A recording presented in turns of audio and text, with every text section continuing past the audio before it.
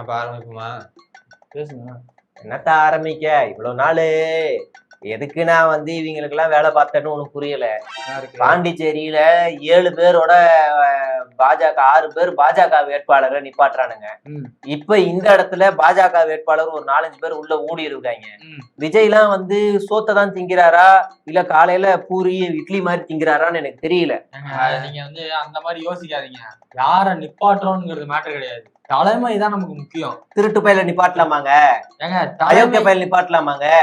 ஏதாவது பேசிட்டு இருக்காதீங்க, நான் அதான் கெட்ட வார்த்தையில திட்டிடுவேங்க. அந்த கட்சியில அவன் திருட்டு பையனா இருப்பான், இந்த கட்சியில தளபதி கீழே அவர் வேலை செய்ய முடியுமா? திருட்டு பையனா இருக்க முடியுமா? தம்பி இங்க பாருங்க, சும்மா முட்டு கொடுக்கறதுலாம் ஒரு அளவு பேசிட போறோம். அதாவது போன வாரம் வரைக்கும் இந்த வாயம் அப்படிதான் பேசிட்டு இருந்துச்சு. இன்னைக்கு வந்து ஃபண்ட் வரலங்கிறதுக்காக மாத்தி பேசுதுன்னா அதுக்கு நம்மளும் தம்பி போடா விஜய். தம்பி எது வேணாலும் சொல்லி பேசு, இப்படி திட்டாத. வேற என்ன இப்படி திட்டாத. குஷி ஆனந்த் திட்டாத. அதுக்கு விஜயனே சொல்லி திட்டியா? ஓ நாங்களும் திட்டுவோம். என்ன திட்டுவ? போயா மோடி. ஏய் போயா அமித்ஷா. தேவலாம் பண்றீங்க. நாயனாரு உனக்கு கேவலமா திட்டவா? திட்டு. கேவலமா திட்டுவோம். பாக்குறியா? போடா பிசுமி. கயிறு இருந்தா கூட தூக்கு மாட்டி தெரியும்.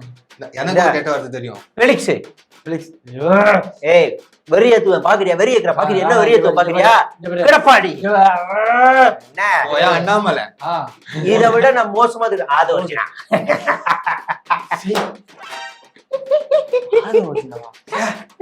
என் வாழ்க்கையில இப்படி ஒரு கெட்ட வார்த்தை நான் திட்டு வாங்கதே இல்லையா? ஆமா. என்ன திட்டுவ? இதுக்கு மேல எங்க கெட்ட வார்த்தை சிடிஆர் இப்ப பாரு. லயோலா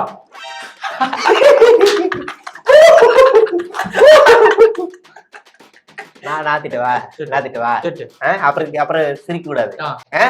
சிரிக்க கூடாது. சவுக்கு ஒரு நல்ல நட்பு இருக்கு, அத முடிச்சுக்க வேணாம்னு நினைக்கிறேன். நீ வந்து இப்ப பேசுற விஷயத்த பேசு. ஃபண்ட் வரலங்கிறதுக்காக கேவலமா சிரிக்காது. எனக்கு எரிச்சல் ஆகுது. இந்த மாதிரி சிரிக்காது, சிரிக்காது. சரி, ஃபண்ட் வரலங்கிறதுக்காக மாத்தி பேசக்கூடாது, புரியுதா? நீ ஒழுங்கா கண்டென்ட் கொடுத்தா ஃபண்ட் வரப்போகுது, நாங்க தான் கொடுக்குறோம், எங்களுக்கு வருது இல்ல. அதாவது இப்ப நான் என்ன பண்றேன்னா, தளபதி வந்து பிரச்சாரத்துல இப்ப வந்து ஒரு வேற மாதிரியான ஒரு முன்னெடுப்பு எடுத்திருக்காரு. ஆமாயா, தீயா இருக்கு. என்னத்த தீயா இருக்கு? நான் வந்து ஜான் இடத்த இருந்திருந்தேன்னா இன்னைக்கு அவரை வேற மாதிரி கொண்டு போய் 2 கோடி சேர்த்து அடிச்சிருப்ப. சூப்பரா செருப்பா அடிச்சா கேட்ட போடா அருண்ராஜ். இவரு அதை விடு. என்ன சொல்றேன்னா, ஃபர்ஸ்ட் வந்து ஓட்டு போறதுக்கு சைக்கிள் எடுத்துட்டு போனாரு. அப்ப அந்த ஆதவ் என்ன பண்ணாரு, அந்த கட்சிக்கு சப்போர்ட் பண்றாரு அப்படி இப்படின்னு பேசினார்ல. இப்ப வர சைக்கிள் எல்லாம் போயிரு, ஃபுல்லா வெள்ளை சைக்கிள் தான் வந்துடுறாரு. இந்த கட்சிக்கு பாகுபாடு இருக்க கூடாது. வெள்ளை சைக்கிள்னா மக்கள் நீதி மையம். ஆமா, வெள்ளக்குடி அவங்க தானே. நாங்க யாருக்கும் இது கிடையாது அப்படின்ட்டு வெள்ளையில வராரு. வேற எதுவும் கிடையாது. யாருக்கும் ஓட்டு போடக்கூடாதுன்றாரோ? யோ நமக்கு போடணையா? ஏன் சும்மா இருயா? அப்ப பஸ் மட்டும் காவி கலர்ல இருக்கு. அது எங்க கட்சி கொடி கலரு. இல்ல அது காவி. ஏது கொடி கலர்? கொடி கலரு. உனக்கு கலர் பிளைண்டியா? கலர் பிளைண்ட் உனக்கு பச்சை கலர்ல பார்த்தா சிவப்பு கலர்ல தெரியும். கலர் பிளைண்ட் உனக்கு. உங்களுக்கு கூட தான்டா கேசரிய பார்த்தா ஜனநாயகம் மாதிரி தெரியும். போங்கடா. உங்களுக்கு ஜனநாயகம் பார்த்தா தான் கேசரி மாதிரி தெரிஞ்சது. அப்படியா? 2 ஒண்ணுதான். சரி, படம் எனக்கு தெரிய பார்த்தாலே ஜனநாயகம் மாதிரிதான் இருக்கு. நாங்கெல்லாம் பேசாத. படம் தான் ஞாபகம் வருது. இப்ப தலைவர் என்ன பண்ண போறாருன்னா, புதுசா ஒரு படம் நடிக்க போறாரு. அது எதனால அப்படின்னா, முதுகுல குத்தி விட்டாங்கப்பா. அந்த படத்தை லீக் பண்ணது யாருன்னு வாயா? அதுக்கு வாயா, அந்த பஞ்சாயத்துக்கு வாயா. தளபதி நான் வந்து ஒரு மூத்த பத்திரிகையாளர். நான் வந்து மூத்த பத்திரிகையாளர், சொல்லிக்கோ, புரியுதா? இது வரைக்கும் 1000 படத்துக்கு ரிவ்யூ கொடுத்திருப்பேன். எனக்கு தெரியும் ஒரு படம் எப்படி எடுப்பாங்க, எப்படி எடிட் போகும், எடிட்டர்ல இருந்து எப்படி சென்சார் போர்டு போகும், சென்சார் போர்டுக்கு போச்சுன்னா ப்ரொடியூசர் கூடவே நிப்பாப்ல, முடிச்சிட்டு கையோட வாங்கிட்டு வந்துருவாரு. சரியா? அது எல்லாமே இருக்கும். எப்படி எடிட் ரெஃபரன்ஸ் லீக் ஆச்சு? எப்படி லீக் ஆச்சுன்னு எனக்கு தெரியும். எப்படி? பிஜேபி ஆதவ் ரிலீஸ் பண்ணது. ஆதவ் லீக் பண்ணாரா? ஆமா, பிஜேபி ஆதவ். ஆமா ஆமா, அவன் மறைமுக RSS அவரு. குஷியானது ஏதாவது விலைக்கு திருப்பாரியா வெளியே நல்ல ரேட்டுக்கு? அதாவது அந்த அளவுக்கு அது ஒத்து இல்லப்பா. ரிலீஸ் பண்ண படத்தை வந்து ரிலீஸ் பண்ணது ஆதவ். ஆனா விஜய் இப்போ வரைக்கும் சொல்லவே இல்லையே இந்த மாதிரி பாக்காதீங்க, அதெல்லாம் ஆனா ஒட்டுமொத்த திரை உலகமும் அவங்களுக்கு தெரியும் இது ஒரு பெரிய ஆபத்து, இது வந்து உண்மையிலேயே பெரிய ஆபத்து, இது அநீதி அப்படின்னு தெரிஞ்சிருக்கு. ஏன்னா இன்னைக்கு இந்த படத்துக்கு வந்த நிலைமை ஒட்டுமொத்த தமிழ் சினிமாவுக்கு வரும். ஒரு படம் எடுக்கிறது சாதாரணமான விஷயம் கிடையாது. அந்த டைரக்டர் முதல்ல வருஷ கணக்குல கதை உட்காந்து எழுதணும், தன்னோட உழைப்பெல்லாம் போட்டு வருஷ கணக்குல எழுதணும். அதுக்கப்புறம் ப்ரொடியூசர் போய் அணுகி அதுக்கு ஒரு பல மாசம் அணுகணும். அதுக்கப்புறம் காஸ்ட் எல்லாம் பார்த்து அதுக்கு ஒரு செட்டப் போடணும். அதுக்கப்புறம் பட்ஜெட் போட்டு என்னென்னு பார்க்கணும். ஷூட் போகணும். ஷூட்டுக்கு பின்னாடி பல பேரோட உழைப்பு இருக்கு. அப்புறம் எடிட்டு, அதுக்கப்புறம் அதுல தேவையானதெல்லாம் சேர்க்கறது, எஃபெக்ட்ஸ் அது இதுன்னு போட்டு ஒரு படத்தை கொண்டு வர்றது. அதுக்கப்புறம் மறுபடியும் சென்சார் போர்டுக்கு அனுப்புறது, ஒரு சர்டிபிகேட் வாங்குறது, அதோட கையோட ஒரு 30 நாள் கழிச்சு OTTVக்கு பேசுறது. இப்படி எல்லா உழைப்பையும் எந்த புறம்போக்குன்னா கெட்ட வார்த்தை அப்படி எப்படி 200-300 பேரோட உழைப்பு இருக்காது.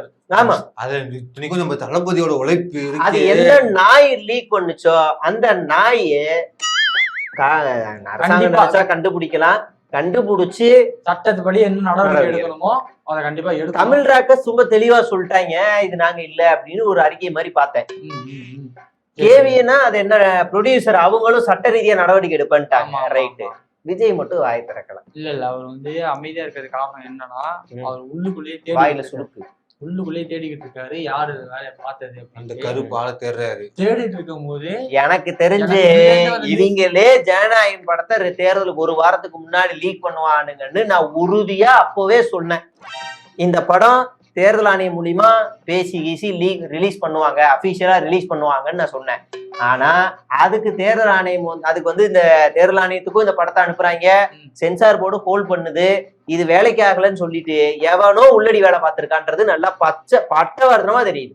இதுல தீவிரமா விசாரணை நடத்தினா அக்யூஸ்ட் ஒரு பெரிய தலையாதான் இருக்கும். ஆமா, பெரிய தலை, கண்டிப்பா பெரிய தலையா இருக்கும்.